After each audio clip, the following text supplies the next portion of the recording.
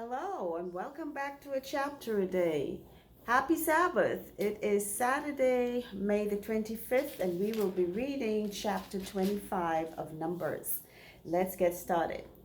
And Israel abode in Shittim, and the people began to commit whoredom with the daughters of Moab.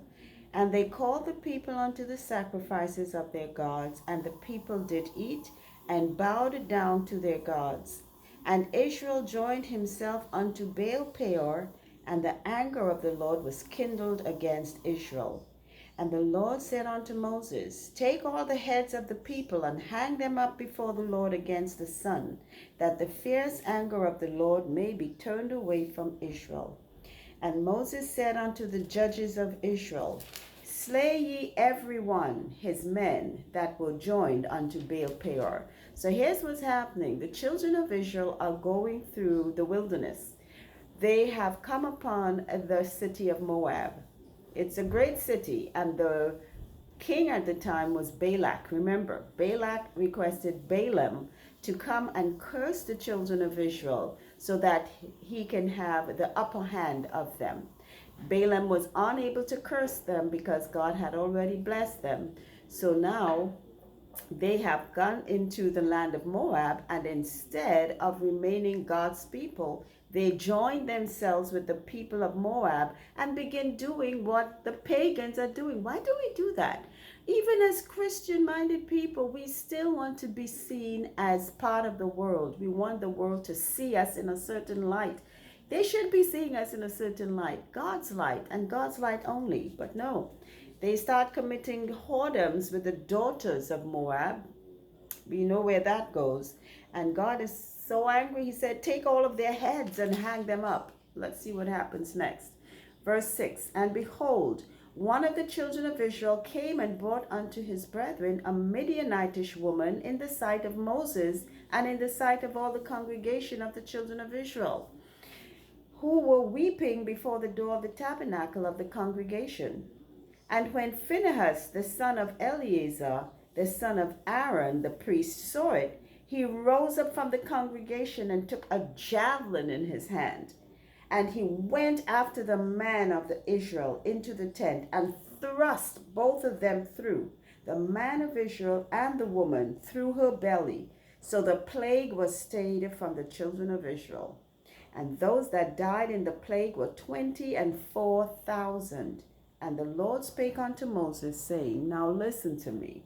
You are seeing how angry God is, that he's commanding the heads of the people who are committing whoredoms to be hung up. And you, in front of everyone, defies logic and reason and good common sense, and takes one of these Midianitish or Moabitish women into your tent to commit more whoredoms. So you know what? Eleazar, or rather Phinehas, who was the son of Eleazar, who was of Aaron's, one of Aaron's son, or he was Aaron's grandson, took a javelin and went in after the both of them and slay them.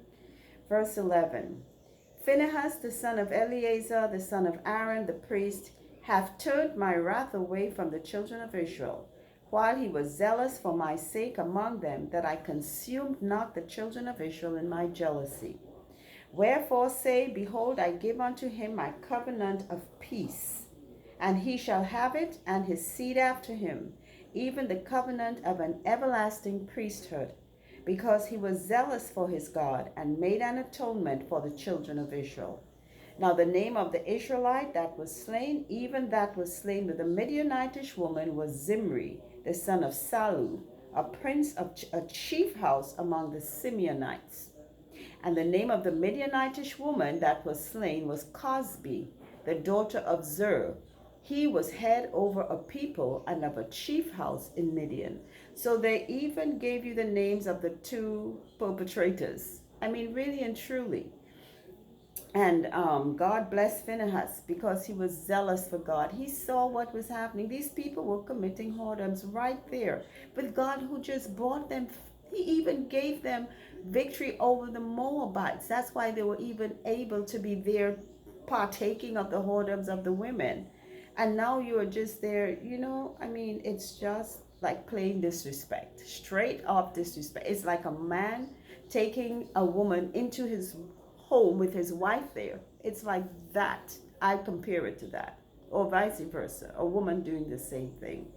And God is angry with them, and he is pleased with Eleazar. And he said, Phinehas, who is the son of Eleazar, Aaron's son. And he said he will bless him with peace because he did try to make atonement for the sins of those people. And that is how the plague, I don't know what the plague was, wasn't described, but they say the plague was stayed because of what he did. Verse 16, and the Lord spake unto Moses, saying, Vex the Midianites and smite them, for they vex you with their wiles, wherewith they have beguiled you in the matter of Peor, and in the matter of Cosbi, the daughter of a prince of Midian, their sister, which was slain in the day of the plague for Peor's sake. So God is telling them, go after the Midianites because they are just there to pull you into whoredoms. So they are supposed to deal with them, most likely to slay them. And that man who had taken in Zimri, he was of the house of Simeon. So he was an Israelite, straight off. And the woman was of a prince of Midian. So God is not tolerating sin. Sometimes we think, we get away with things because we aren't swiftly dealt with.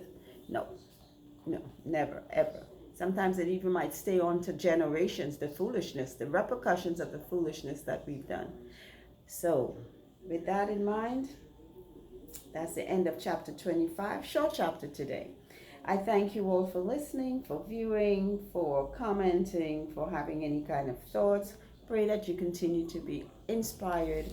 And until our next reading, I pray you have a wonderful day. Remember, it's Sabbath. Rest up. It's the time that God gave you to rest up. You don't need man's permission, but you have God's. So until our next reading, faith comes by hearing God's word. Remember that and take care. Bye.